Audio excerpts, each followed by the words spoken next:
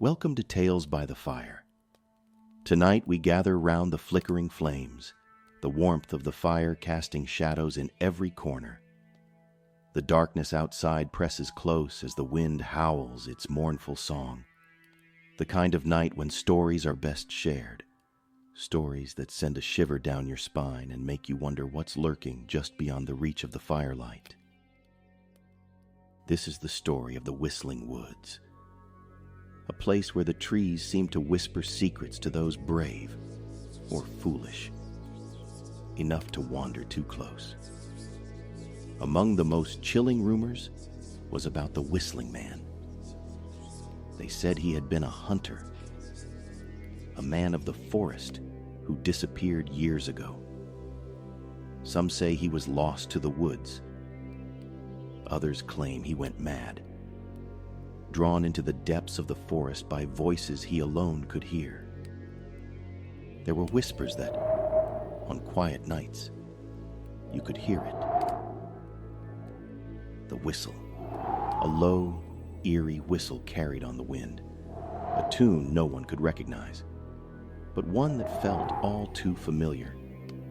Some believed it was the wind playing tricks. Others believed it was the Whistling Man himself, still out there, lost to the forest, calling for something or someone. One fateful evening, a young man named Thomas, eager to prove himself, overheard the old folks talking in hushed tones at the local tavern.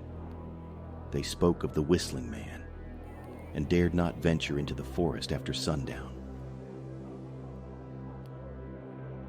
Thomas, being the curious and brave soul he was, took it as a challenge. If there's nothing to fear, he thought, then why not prove them wrong?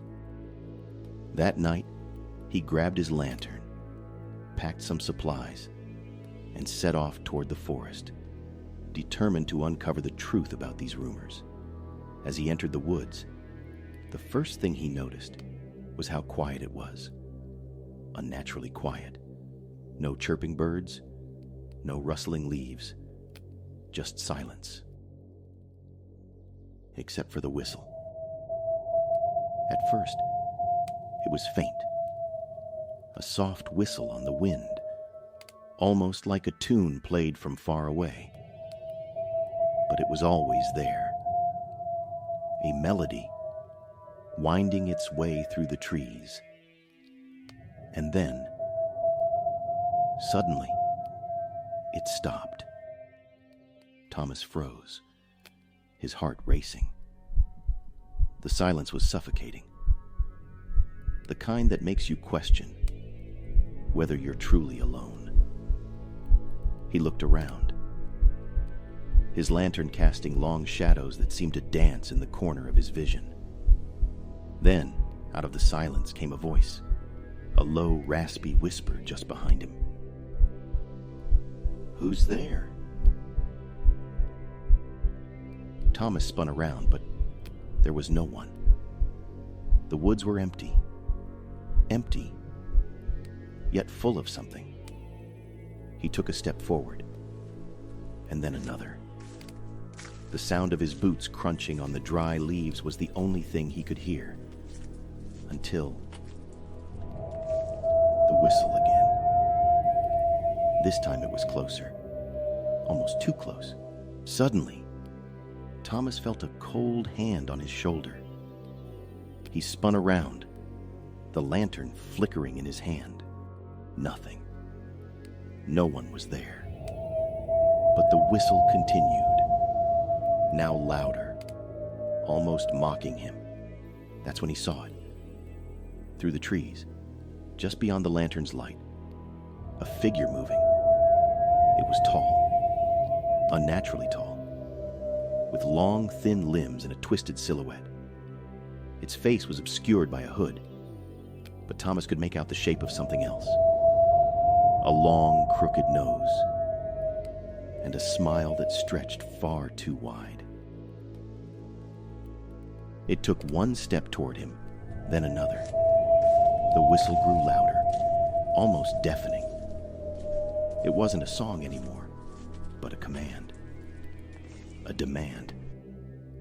Come closer. Come see me. Thomas couldn't move. His legs felt frozen in place, his body unwilling to obey. And then, as the figure stepped into the light, Thomas saw it clearly. It was the whistling man. A creature, not of this world. And it wasn't just a man. It was the embodiment of the forest itself. The thing that had haunted these woods for decades. As the whistling man stepped closer, Thomas felt a coldness seep into his bones.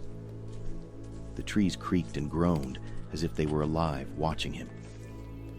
And then, just as quickly as it had appeared, the figure vanished, leaving only the sound of the wind, the whistle, and the eerie rustle of leaves.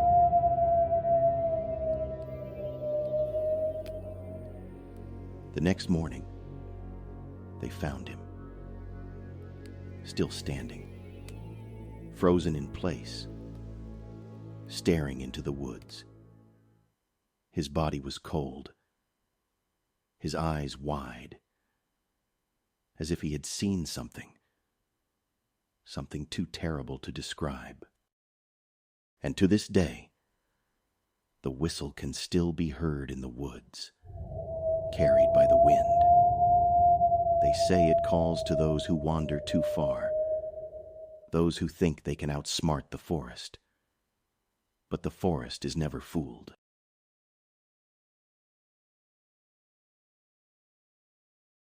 Be careful when you go into the woods at night, because some stories, some tales, are still very much alive.